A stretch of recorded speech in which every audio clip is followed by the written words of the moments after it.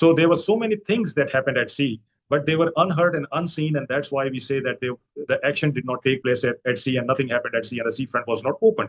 I would say the seafront was open because the forces were mobilized from both sides. And right after 22nd April 2025, Pakistan Navy was deployed within hours, within a matter of hours, and we were keeping a watch on Indian movement. So their fleet left their harbor and then it went to down south to Ratnagiri area. From there, it came up again close to Pakistan up to 400 nautical miles, which comes out to be 700 kilometers. Then it again went back to Ratnagiri, again came back to 400 nautical miles. So we were actually watching them.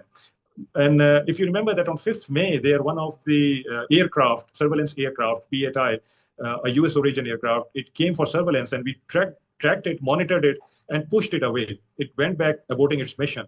So Indian Navy, six times larger than Pakistan Navy, having ambitions of becoming a blue water navy, meaning thereby that they want to have naval deployments all across the globe wherever they want, and having ambitions of being net security provider in Indian Ocean. So and then having aircraft carriers, having nuclear submarines, a big fleet of submarines, and then BrahMos missile, 450 kilometers aboard ships. All these with all these pride, why could Indian Navy not come closer to Pakistan than 400 nautical miles? Because they found Pakistan Navy and Pakistan Air Force poised, ready to take on the targets as soon as they cross that line.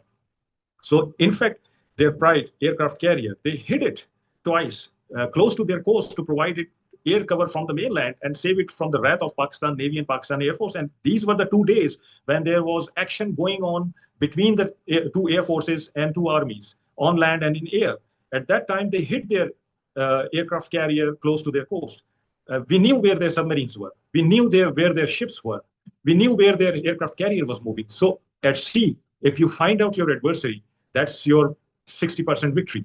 Rest of the 40%, you just have to do it with your weapon systems. But because Pakistan armed forces are not aggressors, we did not carry out aggression in air or on land. So we did not carry out aggression at sea also. So lot many activities were happening at sea. There was surveillance going on. There was reconnaissance going on. There was patrolling going on. There was monitoring going on. There was shifting of deployments going on. But yes, you can say that no ammunition, no bullet, no missile, no rocket was fired. But without firing any bullet or any missile, a navy, which was 6 times larger than Pakistan Navy, was held at bay. They were kept at bay.